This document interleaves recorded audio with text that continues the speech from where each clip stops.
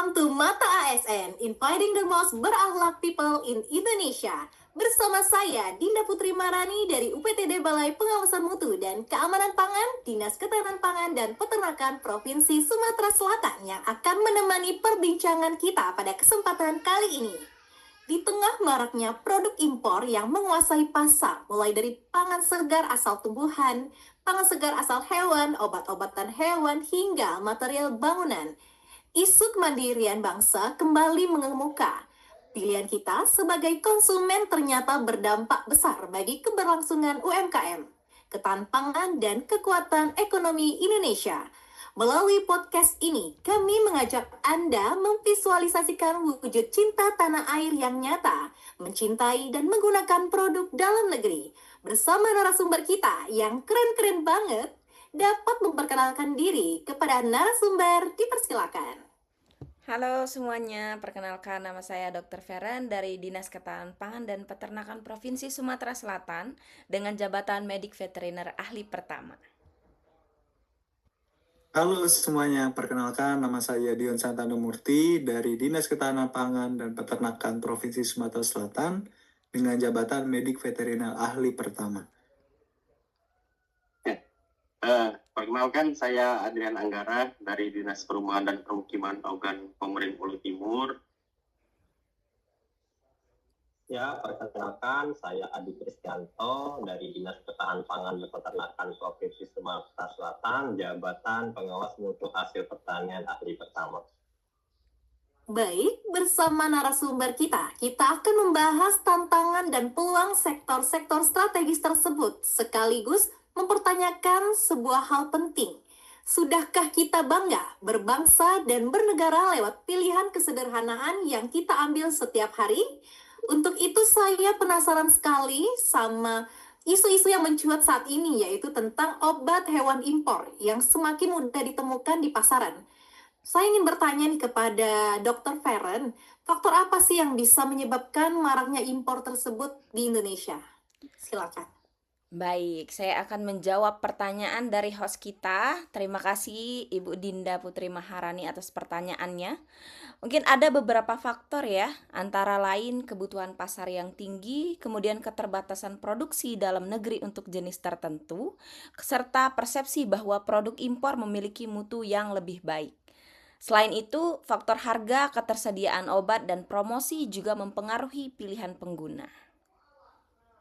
Sebagai dokter hewan nih, bagaimana perannya untuk menekankan ketergantungan terhadap obat hewan impor yang suka digunakan sama peternak yang di Indonesia?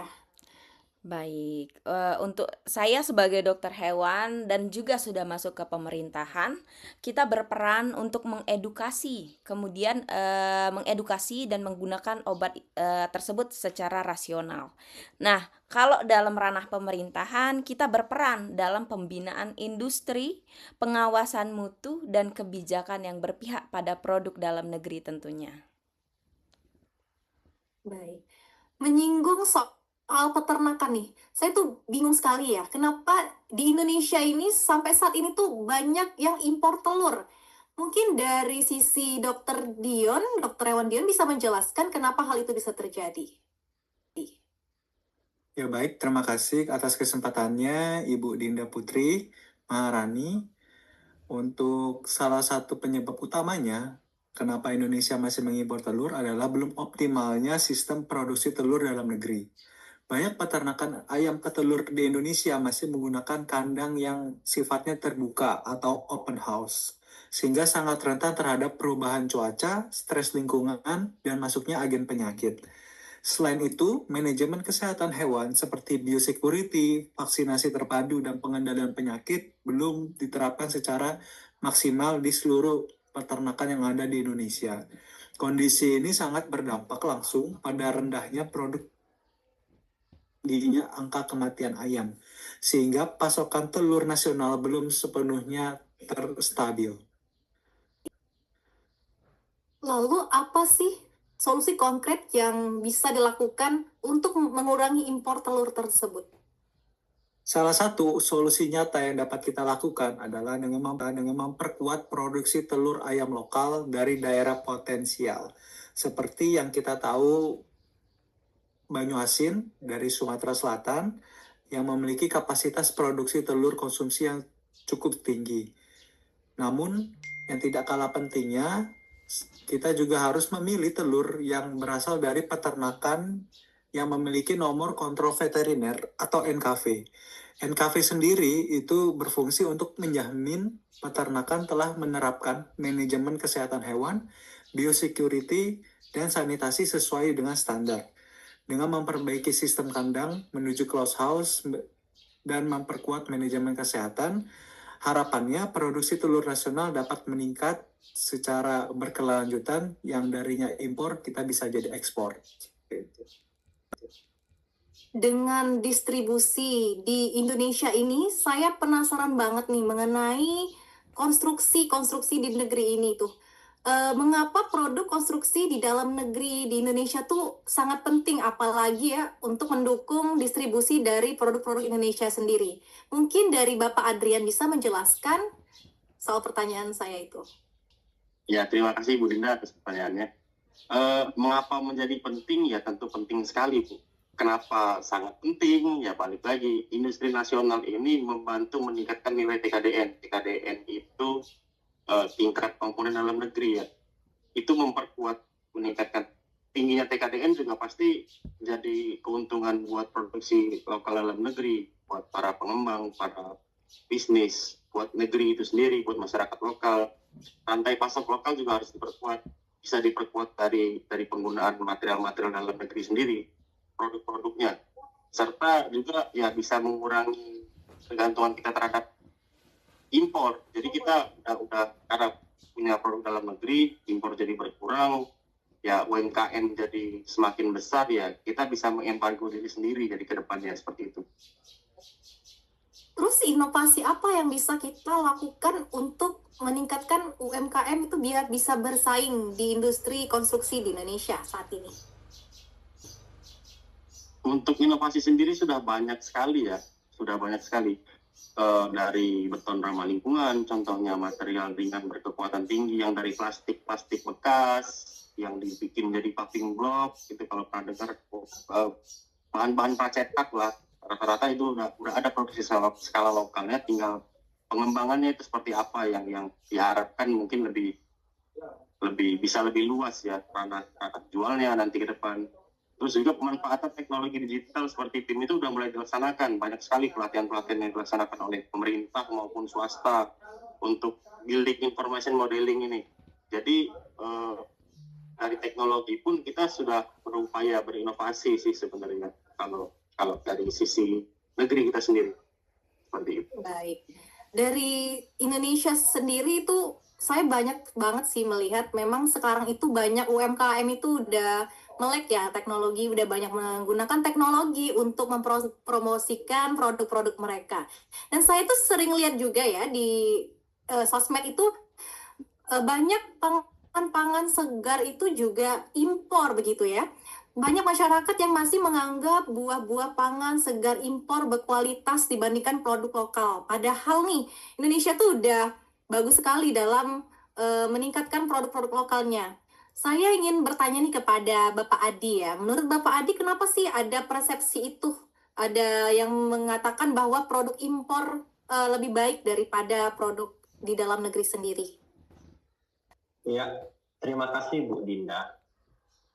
Kenapa persepsi itu terjadi ya Bu? Menurut saya hal itu karena produk impor itu sering hadir dengan tampilan yang lebih seragam dan kemasan yang menarik. Jadi menimbulkan kesan eksklusif. Namun kecintaan terhadap produk dalam negeri seharusnya tidak hanya didasarkan pada tampilan, melainkan pada nilai yang dikandungnya.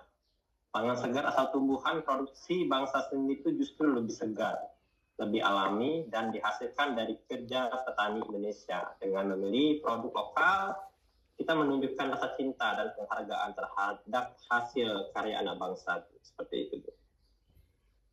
Sebagai pemerintahan nih, bagaimana sih perannya untuk mendorong masyarakat agar lebih percaya dan bangga terhadap produk Indonesia sendiri? Ya, Pemerintah di sini berperan melalui pengawasan, melalui sertifikasi dan registrasi pangan segar untuk memastikan produk lokal itu aman dan bermutu. Upaya ini bertujuan untuk menumbuhkan kepercayaan publik bahwa produk dalam negeri layak dibanggakan. Ketika kepercayaan tumbuh, maka rasa cinta terhadap produk bangsa sendiri itu akan semakin kuat. Seperti itu. Baik, terima kasih. Untuk itu, harapan apa yang mungkin ingin disampaikan oleh Dr. Hewan Feren sebagai untuk mewujudkan kemandirian obat hewan di Indonesia yang berdaulat ini? Baik, mungkin harapannya ya Indonesia ini mampu mewujudkan kemandirian secara bertahap sehingga produk nasional menjadi tuan rumah di negeri sendiri dan berkontribusi pada bangsa yang berdaulat dan berdaya saing. Baik, mungkin dari sisi Dr. Hewan Dion, untuk peran masyarakat, bela negara, kebanggaan terhadap produk lokal itu bagaimana? Ya, jadi untuk itu masyarakat memiliki peran yang sangat strategis dengan memilih telur ayam lokal dari peternak yang sudah memiliki sertifikat NKV. Jadi itu menjadi bentuk nyata bela negara di sektor pangan. Dengan membeli produk lokal yang sehat dan aman, masyarakat juga dapat mendukung peternak dalam negeri, menjaga kesehatan hewan, juga memperkuat ketahanan pangan nasional. Keren banget ya. Untuk prospek ya, mungkin prospek konstruksi di Indonesia untuk 5 tahun ke depan nih dari Bapak Adrian itu seperti apa kira-kira? Ya, oke, untuk prospek sendiri itu sudah sangat positif ya, karena inovasi sudah terjadi, sudah banyak masyarakat yang melek terhadap teknologi, sudah mulai mencoba berinovasi dengan bahan-bahan yang terbarukan lah, jadi untuk sekarang itu. Terus juga hadirnya pemerintah sebagai pembuat regulasi itu sudah mengharuskan kalau bahan ekspor ataupun produk ekspor itu dibatasi persentasenya dari suatu pekerjaan. Itu kalau nggak salah di angka 10% maksimal. Itu mungkin ke depannya harus bisa kita tekan lagi menjadi 5% atau mungkin dihilangkan seluruhnya jadi produk Indonesia tuh. Itu pasti sangat membantu perekonomian kita ke depannya buat lebih tumbuh nantinya. Seperti itu ya. Baik, sebagai penutup ya, untuk terakhir, apa nih pesan dari Bapak Adi kepada masyarakat terkait kecintaan pada produk dalam negeri? Ya, terima kasih Bu Dinda. Mungkin sedikit saja pesannya ya kepada masyarakat. Mencintai produk dalam negeri itu dimulai dari pilihan sederhana sehari-hari. Jadi saat memilih pangan segar asal tumbuhan, atau produk hewan, atau konstruksi bangunan, pilihlah buatan atau produksi dalam negeri. Dengan begitu kita sedang menunjukkan rasa bangga sebagai bangsa yang mandiri dan berdaulat. Produk lokal bukan hanya layak dikonsumsi atau layak digunakan, tapi juga layak dibanggakan. Mari bersama-sama mencintai, menggunakan, dan mengutamakan produk dalam negeri sebagai wujud cinta kita kepada bangsa dan negara ini. Seperti itu. Terima kasih. Baik, dari seluruh diskusi kita hari ini, kita belajar bahwa cinta tanah air tidak selalu diwujudkan dengan hal-hal besar, tapi melalui pilihan-pilihan yang sadar dalam kehidupan sehari-hari, dengan mencintai dan menggunakan produk dalam negeri dengan baik dengan pangan segar, obat hewan, maupun material bangunan. Kita turut menguatkan UMKM, menjaga kemandirian bangsa, dan menggerakkan roda ekonomi Indonesia. Semoga perbincangan kita pada hari ini tidak terhenti di ruang dengar, tetapi menginspirasi langkah nyata untuk bangga, berbangsa, dan bernegara. Terima kasih kepada para narasumber, pendengar setia, sampai jumpa di episode berikutnya. Dengan semangat Indonesia yang lebih berdaulat dan berdaya. Podcast Mata ASN, impor menggempur, lokal membangkit.